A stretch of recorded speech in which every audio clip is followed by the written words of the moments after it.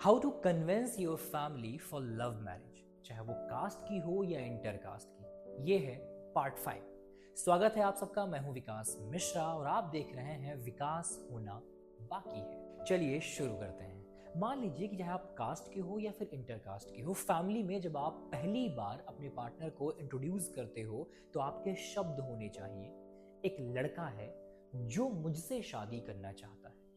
मैंने उससे कहा है कि मैं परिवार से बात करूंगी, फिर आपको बताऊंगी जैसा होगा वैसा। क्योंकि आप ऐसे डायरेक्टली परिवार से तो नहीं बात कर सकते हो ना कि मैं किसी से प्यार करती हूँ, शादी करना चाहती हूँ, बिकॉज ये थोड़ा एथिकल नहीं लगता और परिवार के सामने इस तरह से मुंह खोल कर बातें करना शोभा भी नहीं देता। आप बातें तो रख रही हो, लेकिन बातों को रखने का एक आइडिया होता है, एक वे होता है। जब आप इस तरह से बातें करोगी तब परिवार आपसे सवाल करेगा, वो किस कास्ट का है, क्या करता है, कहाँ का है। देन आप एक एक सवालों के जवाब देना शुरू कर दोगे परिवार का। देन उसके बाद परिवार यही कहेगा, यहाँ से अलग हो जाओ, हम शादी नहीं करा सकते, दोबारा इस बारे में चर्चा नहीं होनी चाहिए। देन आप क्या करोगे? सवाल ये होता है, कुछ नहीं करना है आपको, पेशेंस रखना है। तो जैसा मैंने कहा कि जब परिवार वाले मना कर देंगे तब तुम क्या करोगे, सवाल यहां से उठता है और यहीं से शुरू होती है आपके पेशेंस लेवल की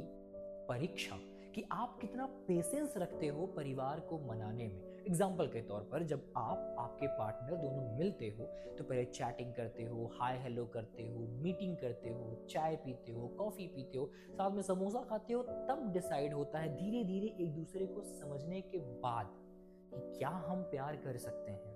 देन प्यार होता है, प्यार के बाद फिर और सारी वाइब्स मिलती हैं, तब आपको समझ में आता है कि हाँ, ये इस इंसान से हम शादी कर सकते हैं। फिर आप कैसे उम्मीद कर सकते हो कि आपने परिवार को बताया और परिवार वाले झट से आपका कहना मान लें और शादी करा दें। कभी कभी ऐसा होता है, इसी मॉडर्न फैमिली होती है, 3 महीने में मान जाती है, 2 महीने में मान जाती है, यहाँ तक कि एक एक हफ्ते में मान जाती है।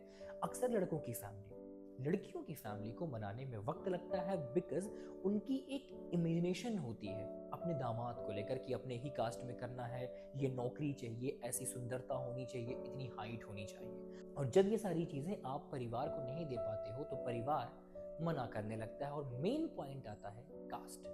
फिर परिवार कहता है कि मैं मान तो जाता, लेकिन जब कास्ट ही नहीं है तो हम शादी कैसे कर सकते हैं, और आप ब्लैंक हो जाते हो। अब आप तो अपने पार्टनर की कास्ट चेंज नहीं कर सकते और ना वो कर सकता है। बात आती है कि आप पेशेंस के साथ कैसे परिवार से बात करोगे। जब परिवार मरने की धमकियां देगा या बोलेगा हम जहर खा लेंगे, अब जिंदगी तो बची ही नहीं, तुमने नाक कटा दी, अब रास्ते में हम चल ही नहीं पाएंगे, बाजार में कैसे बैठेंगे, चाहे वो मम्मी हो या आपके पापा। मम्मी ज्यादा मरने की धमकी देती हैं, पापा बात करते हैं हम समाज में बाहर कैसे निकलेंगे। इस सवाल का जवाब आप पेशेंस के साथ दोगे। फिर आपके सवाल होंगे कि भैया पेशेंस रखते रखते परिवार के सवालों के जवाब कब देंगे, लेकिन परिवार पहले सुनने लायक तो बन जाए। जब परिवार से आप बात करते हो तो वो हाइपर ज्यादा होता है। अब आप चाहे अपने पार्टनर को भगवान राम बना के प्रस्तुत कर दो, परिवार को कुछ फर्क नहीं पड़ने वाला। तो सबसे पहला काम होता है कि उनको इस चीज का एहसास कराना कि हम गिव अप नहीं करेंगे।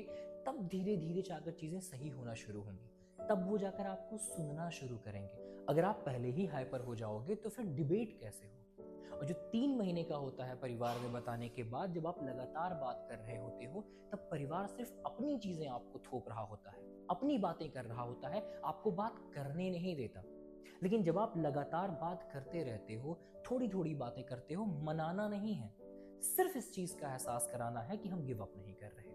बस चाहे 1 लाइन बोलना है, 2 लाइन बोलना है, 3 लाइन बोलना है, एंड देन परिवार फ्रस्ट्रेट होकर आप पर अत्याचार करेंगे, शायद आपको मारें, पीटें, खाना ना दें, बंद रखें, मोबाइल छीन लें। बट आप लगातार बात करते रहोगे। फिर एक समय ऐसा आएगा जब परिवार को इस चीज का एहसास हो जाएगा कि कुछ भी कर लें, गिव अप नहीं करेंगे, तब डिबेट वाले पोजीशन में आएंगे। तो जब आप बोलोगे तब वो सुनेंगे और फिर आप सवालों के जवाब देना शुरू करोगे। परिवार जो आपसे पूछेगा कैसे आप कम्युनिकेट करोगे। अब उसी के लिए तो आपको काउंसलिंग चाहिए तो आपको मुझे डीएम करना पड़ेगा।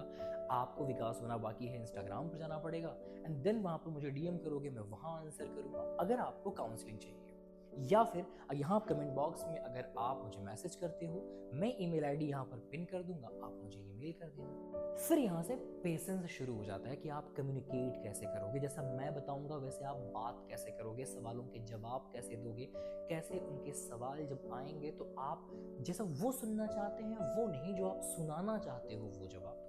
लाइक कि हम समाज में कैसे निकलेंगे, अगर हमें समाज से बेदखल कर दिया गया तो क्या होगा, या लड़का वो हमारी कास्ट का नहीं है, मेरा मन ही नहीं करता। क्योंकि मम्मियों की इमेजिनेशन होती है, पापाओं की भी इमेजिनेशन होती है कि हमारा दामाद कैसा हो। सो सिंपल सी बात है, पेशेंस।